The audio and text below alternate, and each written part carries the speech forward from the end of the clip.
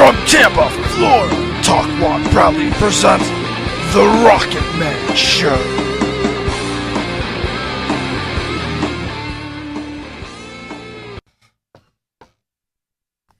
Oh, am I on already? Yeah. Hey, this is the Rocket Man Show. You know, the Rocket Man usually waits for 2 intros, but that's all right. We'll just go with the one. Why do you need 2 intros? That's the way it usually happens. Okay. That's never happened anytime I've ran your show. Really? Really? Oh, well, that must be Gary then. It must be, because I don't know. Why do you really need 2 intros? I don't. That's the way it came about. Oh, okay. I mean, I know you're awesome, They're going but to the Rocket Man song by Elton John. But actually, don't we have to have we don't have to have permission. Hey, Steve, how you doing? That's Steve Bartlett. He just did his show there. And he's always going strong. He's a winner of the Talkie Awards. So you should be looking for him if you're needing an attorney there. So this is the Rocket Man Show. We want to say hello. How you doing? The band didn't show up tonight, so I've got to be the only MC tonight to do anything. You're gonna play us a song, -1 string? What's that? -1 string. Yes, I'm going to be playing this thing. Is that the name of the song, -1 string? That's what I should call it. You should -1 string. Oh, next time we'll have Steve bring the drums in, and we'll have a little jam here. Steve is actually an accomplished drummer. He is. Besides being an accomplished an attorney. So it's always nice to jam with him. We always jam at the Boulevard Lounge on Wednesday night. Chris, Rocket Man.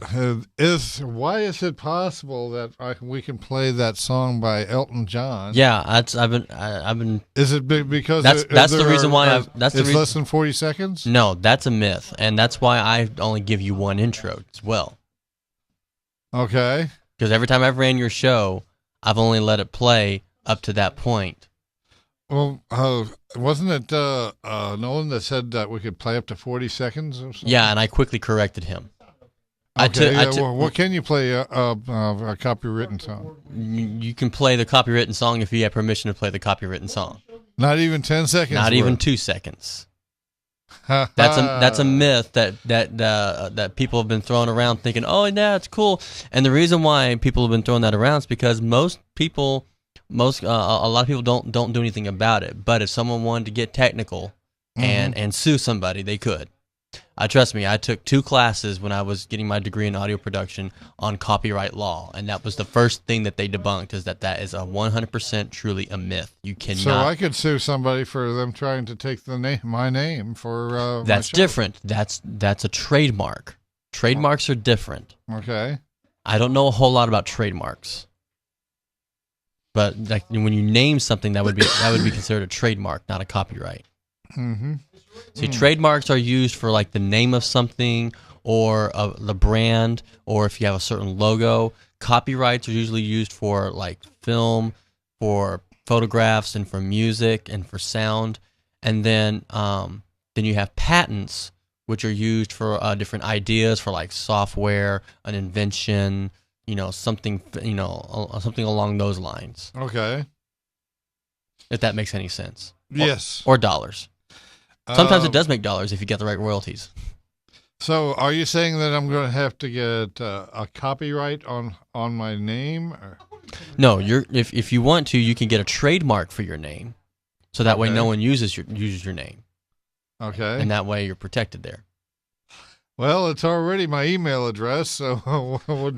Well, and what a lot of people don't realize, they think that they have to if they want to get a copyright for something, that they have to send something off to the Library of Congress. That's for a registered copyright. Okay. If you want to copyright something, you put it in physical form, whether you write it down, whether you record it and you have the Pro Tools session, or you upload it to YouTube and you're the only one that has it. Everything, even digitally, everything has a timestamp on it.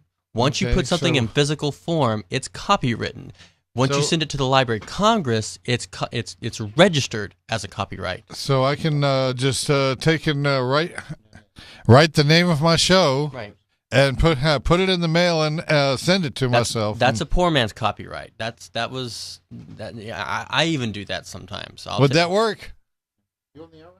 Yeah, he's on the air. I've got Steve Bartlett, power attorney who fights for the people. He fights back. You can air his show, actually right at the same time at 9 o'clock here at Talkwatch Studios. Well, we're well.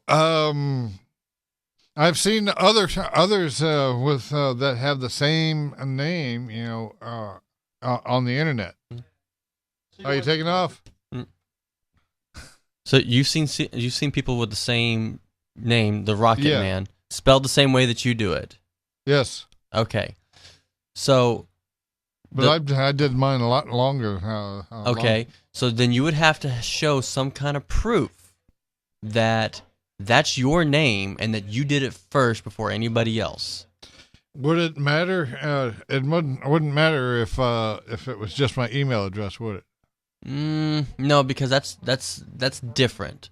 You're not using it when you're using it as an email. You're using it just as a username. You're not using it as like a stage name or a show name, that or a name of a show or a name of a product. You're just using it as a username. But it goes hand in hand with. It goes hand in hand, yes. But that's like, okay, that would be the equivalency of me getting a domain name that says Coca-Cola.com.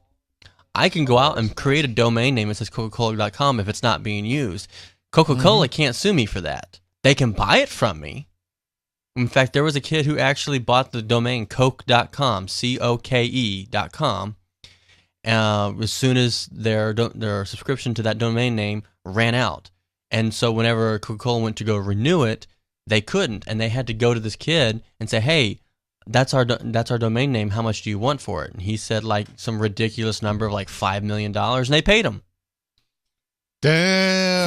They paid him millions of dollars. This is what our audience could adhere to. Now, if you know if somebody's name is coming up in their time limit, Well, because that happened, people got wise, and so they set up automatic renewals. So as soon as it runs out, they automatically renew it, or they'll sign something in advance saying, "Hey, our domain name is supposed to run out next month. Let's go ahead and renew that right now." So, but not everybody's going to be doing that. No. but big major corporations like Coca-Cola, yes, they will now. they will now. Ever since that happened. Well, it cost them $5 million. Damn Well, well. it cost $1 million. I don't know if that $5 million is the exact figure, but it was just some ridiculous amount of money that this kid had no idea what to do with that, because he didn't think that he would actually, they would actually pay him for it. But sure enough, they did, because they'll buy Coke.com, Coca-Cola.com, and every misspelling of whatever.com, they'll read. So if I was to type in Coca-Cola Classic.com, even though that's not their domain name, it'll still redirect me to the correct name. Because you can buy you can buy as many domain names as you want, but have it all redirect you to the correct one. Mm-hmm. Like, for example, if you were to type in Talkwad.com, it would redirect you to our homepage, TalkwatchStudios.com. If you were to type in TalkwadNetwork.com, same thing. So we own all those domain names. Okay. So if you just real quick, you say, okay, Talkwad.com, and you hit enter. Wait a minute, that's not the right domain name. No problem. It'll just redirect you to the correct one. Isn't like copyrights up after about 50 years? 75. Oh, it's been pushed up to 75 now. Pretty much to the point Wasn't to where it 50 years for a while? It was, and then about 10 years ago they upped it to 75. So pretty much, once you own the copyright to someone, you're going to own it until the day you die. And even when you do die, it then gets sent to the or passed down to the next of kin, who then have the right to renew that copyright for another 75 years. Or they can just let it go. They could just let it go, but 9 times out of 10 they won't. Oh, of course. For example, the Jackson family. Michael Jackson bought the right to the song Happy Birthday. Happy birthday to you. You know what you sing at a birthday party? He bought the rights to that song. And he did that knowing that places like Golden Corral and other restaurants would sing that at, for people's birthdays. Well, since it's a public place, anytime you play music in a public place, you have to have a blanket license from like BMI or ASCAP or CSAC or whomever to have permission to play that music or to sing that song. Does this include bars too? Yes, it does. A lot of places, a lot of restaurants, a lot of bars don't have blanket licenses. If someone from one of those PROs, license. A blanket license gives you can purchase from either ASCAP, BMI, or CSAC, one of the PROs. Okay. And a PRO's job is to keep track of all the royalties. Is that a lot of money for these purchases? Yes, and a blanket license you can buy just a regular license from like ASCAP, but that means you can only play music that is registered through ASCAP. You can't play anything from BMI or CSAC. How do you know what's from that? You don't. Okay.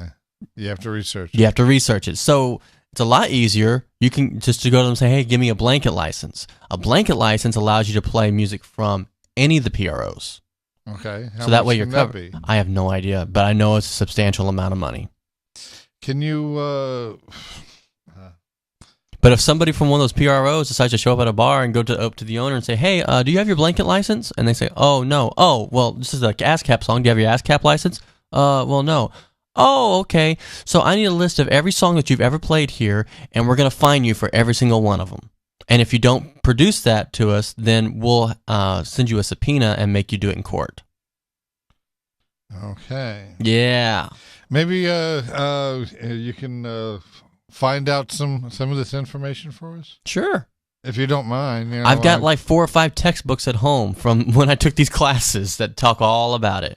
Well, I'm sure my listeners would love to hear about it. This is something that is along the lines of what they have to face eventually. Well, I will say this. I will recommend one book that I think is really good to start with. It's everything you need to know about the music business. That's the title of it. Okay. Or I'm sorry, all you need to know about the music business. And it's written. It's not all that legalese that makes you want to go to sleep or blow your brains out. It's very layman's terms, and the author lays everything out very simply and explains everything in a manner that's easy to understand. How big is the book? About 2 inches. About 200 pages then. Oh, way more than that. 400 pages. Closer to 500 or 600. 500 or 600. But it's that's a weekend reading book. But it's large print. And he's got everything categorized. So if you just want to go straight to a certain topic, you can find it very easily. Large print. That reminds me, I didn't bring my glasses in. Oh, okay. So how many fingers am I holding up right now? I don't know, man. I can't tell. Let's just say I'm saying that you're number 1. Yeah, right. Yeah, here's mine saying you're number 2. Yeah, rock on. Well, hey, this is the Rocket Man Show. We were supposed to have a band tonight, but them and their infinite wisdom could not make it tonight. Hey, when's Fleetwood Mac going to be here? December. Oh yeah, is he going to be on your show? I may actually ask them to come onto the show, but that depends on what day they're going to be on. Right. I forget what day it was. Usually, the concerts are like anywhere from Wednesday to Saturday. It's hard to say. Maybe you can work out a deal with Alex. Maybe you can do a show on an off day so he can come in. What when? Whenever they're here. Oh yeah, I was going to suggest that anyway. I want to do that for any band that I have any big band that I have an interview with. I have seen Fleetwood Mac over at what was called the Ice Palace. Right. In third row. Nice. $65 a ticket. It took me and my girlfriend at the time. So that was what, $130? Yeah, $130. Yeah, she thoroughly enjoyed it. Yeah. Her favorite concert was Hootie and the Blowfish. Something you'll never see again. Yeah. Well, at least as far as we know anymore. He wants to stay country. You know, anymore. I liked Hootie and the Blowfish. I do too. You know, I mean, they did. I mean, they weren't like the greatest band in the world, but they were pretty solid. Yeah, I like. Let's see, Boston, Rush, Foreigner. You can't knock the classics. Let's see, Evanescence. Live. You've probably heard of them before. Let's see, Green Day. Let's see, Three Doors Down. Whole bunch of different bands. You know, anywhere from something that are classics and something till today. You know, I actually play some stuff on keyboards by a band called Evanescence. Have you ever heard of them? Yes, I have. Very nice music. I play keyboards on it. That girl's got a voice. Yeah, she does. I'm probably going to have her come in one day when they actually come into town. That'd be I need cool. to keep an idea of when these bands are going to come to town so I can ask them to come on to the show. Well, you know, you can sync up your smartphone with because a lot of these bands will put up on their website will put a schedule up, and a lot of times they have a widget that you can click on to have it sync up to the calendar on your phone. What the for where they're going to be and where. Okay. Yeah. Or where they're going to be and when is what I meant to say. I'm going to be talking to some of them very soon. So you going to play something for us, or is that just decoration? What's that? Is that guitar just decoration, or are you going to play something? Oh, I'll play something, but are you going to play something? I'm still waiting for confirmation. Oh, is it taking that long? Apparently. He give you a verbal confirmation. Verbal doesn't really work. Oh, no. Well, Gotta be written. Rich, call Chris so he and give him a confirmation. You have to give him one over the email. So go ahead, Rich, and let's play some of your music. Well, I hope they heard that. I hope so too. I mean, I've got the CD in the drive. I just got to hit play, but before I can hit play, I got to see that little email pop up. Okay, well, I'm going to play something on my 5-string guitar. Wouldn't a 5-string guitar be called a lute? Huh? Wouldn't a 5-string guitar at that point be called a lute? A loop? Lute. Lute. The medieval guitar, the lute. No, that would medieval times. That would be a dulcimer. No. Okay, I know what a dulcimer is, but there's also one called a lute. A sitar. Well, sitar came from India. I'm talking medieval, not Indian. I'm talking Old English. I have no idea. I'd rather be playing a bassoon. Oh, I'm going to be taking up the violin soon because Are you going to be the next Lindsey Sterling? Huh? Are you going to be the next Lindsey Sterling? Who's that? Oh my gosh. Look up Lindsey Sterling. She plays violin to modern style music, and it's classical style with a little bit of Celtic on it. But she also dances live while she plays. She's actually really good. Well, if you'd have mentioned Robbie Steinhardt, I'd have said, yeah, I'm right there.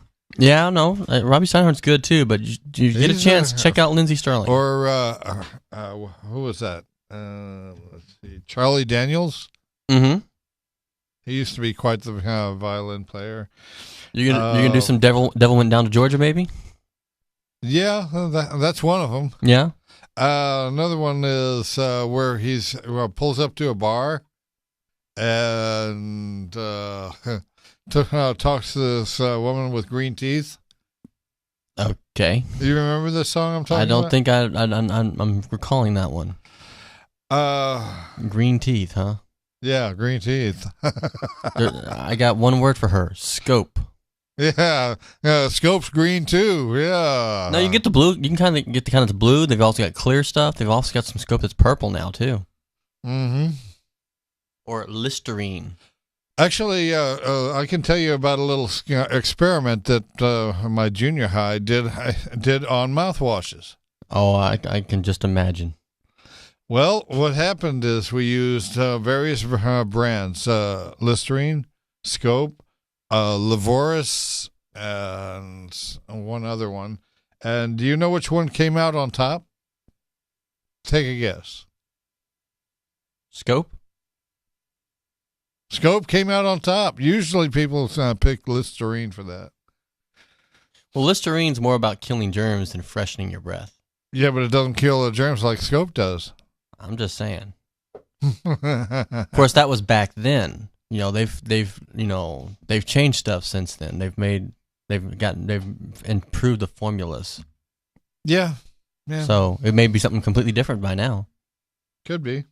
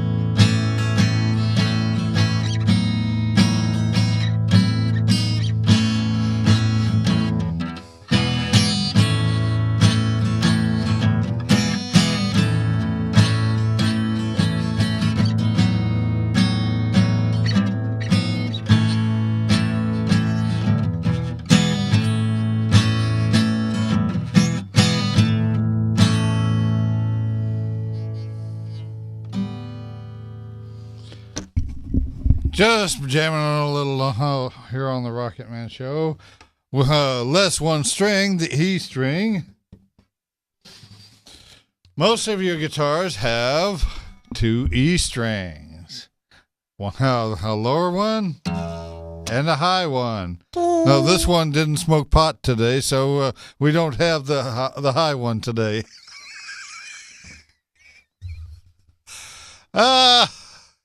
Yeah, I know. That's another dumb joke. Yeah, it's okay. We'll let it go.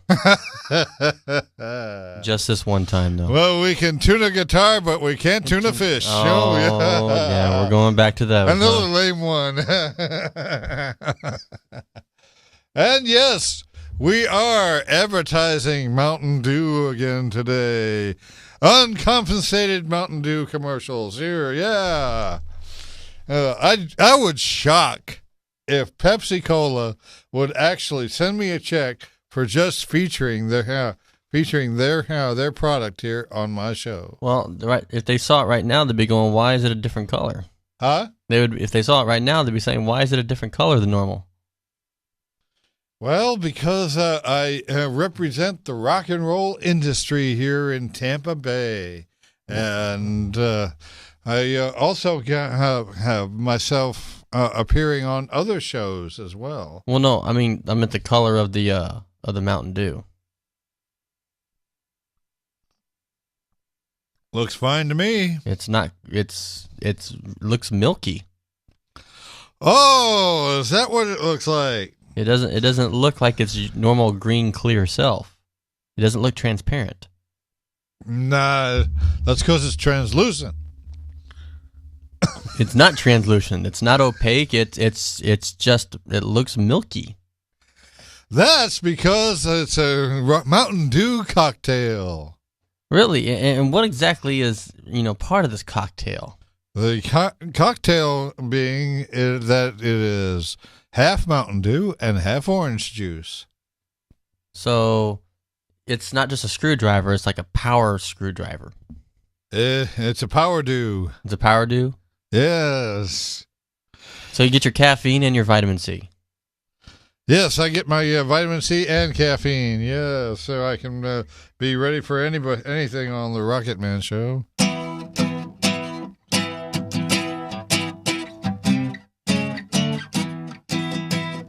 Not sure I can play that one.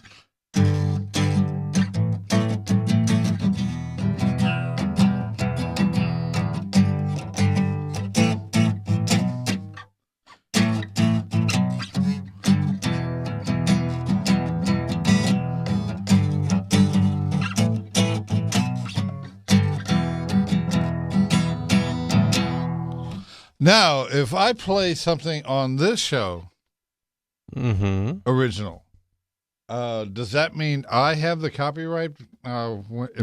That's one way of doing it. If it's your song and it's your original, and you played this here first on your show, then that would be one way to prove that it's your song, because no one else did it before you, and it's now on YouTube. And it's documented. So you can literally go to court and say, if you go on into YouTube's archives, the date in which this song was played precedes anything else that anybody else might have tried to cover. So that's another way of proving that you did it first. It's your song. So it's automatically copywritten. The only way someone could disprove that is if they had a recording of it, or they had written it down and registered it before you broadcasted it. Okay. It comes down to whoever has the earliest date tied to whatever the content is. So somebody could send something to the copyright office with a previous date. No, they couldn't. They would have. I mean, okay. In other words, I couldn't take a. Let's say I did a cover of the song "Beat It." Okay. Okay. And I sent that out to the Library of Congress, and I put a date on there that precedes the date that it was released by Michael Jackson. Okay. They're gonna say, well, sorry, but you need a better way of proving that. Do you have a sealed envelope with the lyrics inside of it that's stamped by the post office that you mailed to yourself? That's one way of proving it. That's the poor man's copyright, or the poor boy copyright. You would need, or if I had a copy of the master tape that was recorded on, and it was sealed. It couldn't just be, I own, because you can if you have enough money, you can buy a master, because you own one. You have a master tape of something. We don't know what it is. Yeah, what was the name of that place I was supposed to take it to? IADT. IADT? The International Academy of Design and Technology. And they have that machine on hand? They have a 24-track machine. They have a 2-inch tape reel-to-reel. But So but my point is, it shouldn't cost me nothing if I take that's up to them. I mean, it shouldn't, but I don't. University. They may or may not do it. They may say, sure, we can do it, no problem, or they may say, well, we don't know where that tape's been, because they maintain those reel-to-reel machines like. Yeah, but I doubt that they get much use out of those machines. Oh, what are you talking about? We use those all the time. Not with today's technology. Absolutely. There are major studios that will use reel-to-reel tape because of the way it sounds. You cannot accomplish that digitally. You cannot accomplish a linear sound with digital that you can with tape. Okay. Metallica, when they released their last album, it was 100% analog. They did nothing digital. It was not converted to digital until they then transferred everything over to CD. Right. Everything was recorded to tape. That must be the same with Taylor Swift, because one of her last album was also put on vinyl. Mm-hmm. Well, you can take a digital recording and transfer it to vinyl. Right. Just because but I mean, you can do that with anything. I could take a recording of this conversation and put it to vinyl. It's a digital conversation. It's going into a digital board. It's going into YouTube, which is also being converted by an AD converter and going into YouTube. And I can take that and download it, take the audio from that, and then transfer it to a vinyl or transfer it to a cassette tape. Okay. But it's still going through a digital process. But the thing is that set Metallica aside is the fact that they record it from start to finish. From the tracking to editing to mixing to mastering, everything was 100% analog. There was nothing digital done. That must be the same case with Tom Schultz of Boston.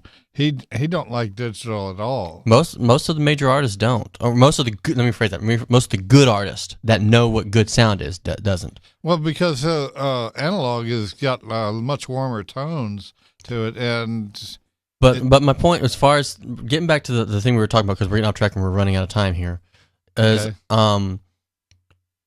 because anyone can go out and buy a master tape like what you have, like what you brought on your show, but the fact that if it's sealed, if it was mastered and then it was sealed by the studio and has not been opened since it was completed, and it's dated on there, that's one way of showing proof that you owned that particular recording before somebody else did. I have when you went to school on this kind of stuff, you learned about these tapes and stuff, the 2-inch. Now, what are the chances of it being playable after all these years? It's really a coin toss, because I know that you've kept it you examined it. Well, from a distance. I didn't actually put my hands on it. Oh, okay. Because I was over there in the corner, running a soundboard and running your show. But I mean, it's the fact that I know you've kept it in its case and you've kept good care of it. But you don't. I have, but I don't know. But you don't know what anybody else has done with it, right, prior to you owning it. And being that I bought it at the flea market for $7, there's no telling how it was stored. If it was kept in a dry environment, if it was too hot, if it was too cold. So if I went to try and have it done, it should, and nothing's on it, is that tape still valuable? Oh yeah. If there's nothing on it and the tape's not been degraded, then yeah, you could probably sell it. For how much? A couple $100. Really? Yeah. A couple $100. That'd be a nice tidy profit from $7. Oh yeah. Because 15 miles of just stereo tape, just 2 tracks of stereo tape, or I say 15 miles, 15 minutes worth of stereo track tape. And I'm not talking like what you would find on a cassette tape. I'm talking professional reel tape, reel tape. That's going to cost you about $400, brand new, and they still manufacture it because there's that particular tape they still manufacture. Oh yeah, because studios still use it. Okay, not as many as what it used to be, but they still there's still a demand for it. There are some studios that have a reel-to-reel tape deck in their studio, and they have all their lines going from the microphones to the preamps through that tape, then into the digital console. They're not actually recording, but they're getting the sound that the tape produces.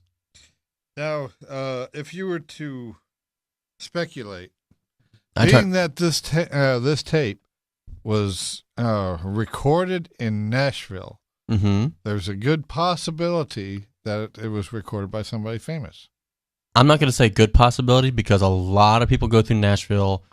Yeah, recording but something. They use these tapes in every state of the union.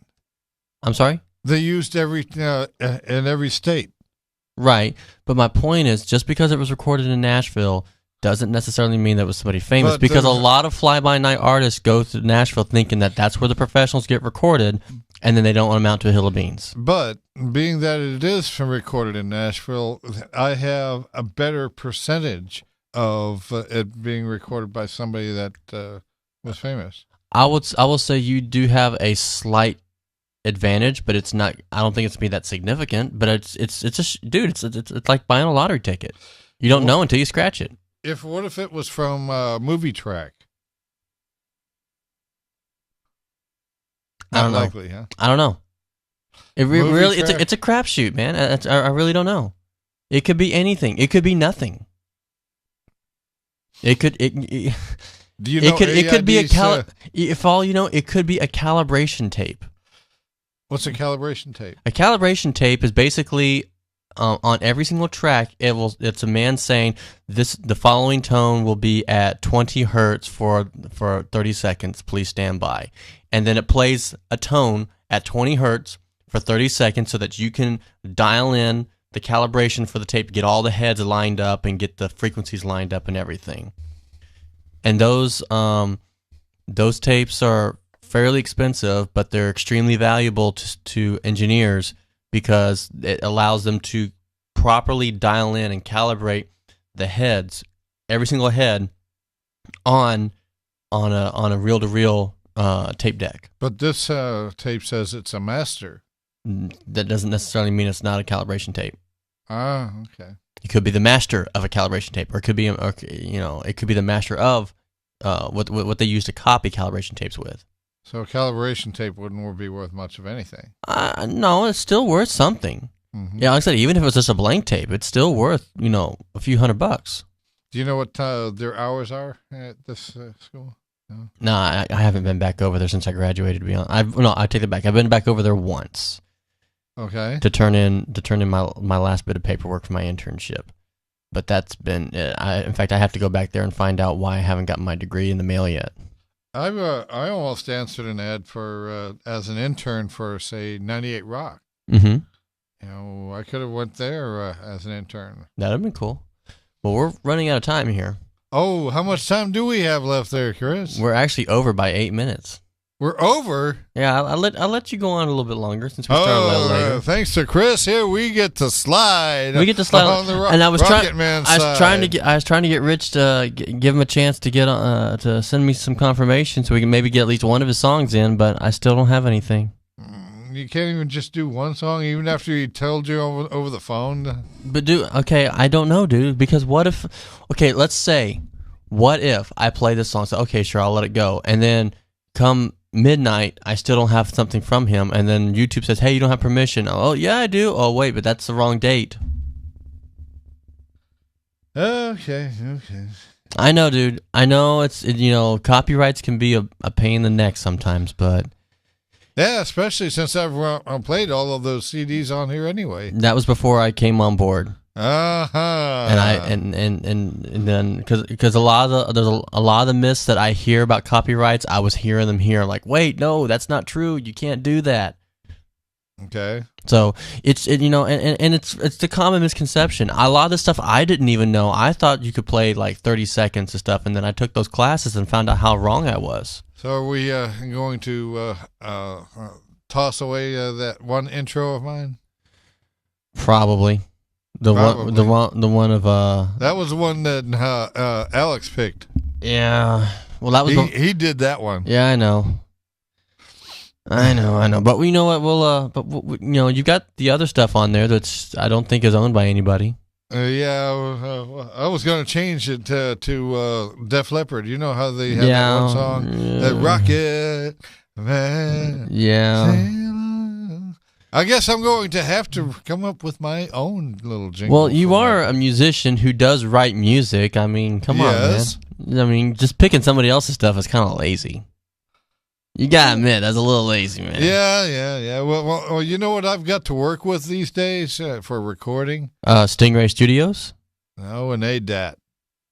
ADATs are pretty. The ADATs are still cool. I've used an ADAT before. I could use Stingray Studios too. Stingray Studio. I know Zach will hook you up. Yeah. It won't cost me nothing. Well, there you go, man. So anyhow, we probably, like I said, we're 11 minutes over just for you, man. Oh, well, we want to thank Chris for getting me 11 minutes over here on.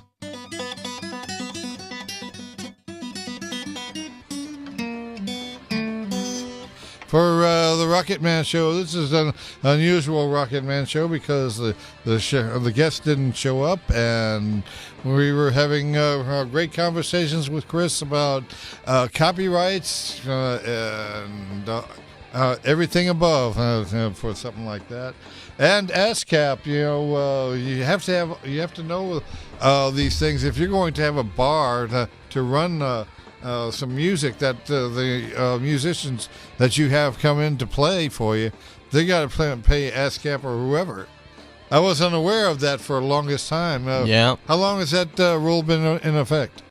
Quite a while, actually. Really? Yeah. Wow. Then there's been a lot of bars getting away with that. Oh, yeah. Well, it's because, they just don't know. But, I've seen bars and restaurants get shut down because because someone from the PROs go in there and they say, "Hey, where's your license?" Well, I did find one bar that was that got cut off from that because they said that they couldn't afford ASCAP and they couldn't bring in bands anymore, which kind of sucks for them and their. But it looks like I'm being prompted to get this show finished. So we want to thank you all for joining us. This is the Rocket Man Show. Be sure and join us next week from 9 till 10. We hope to see you then. Good night.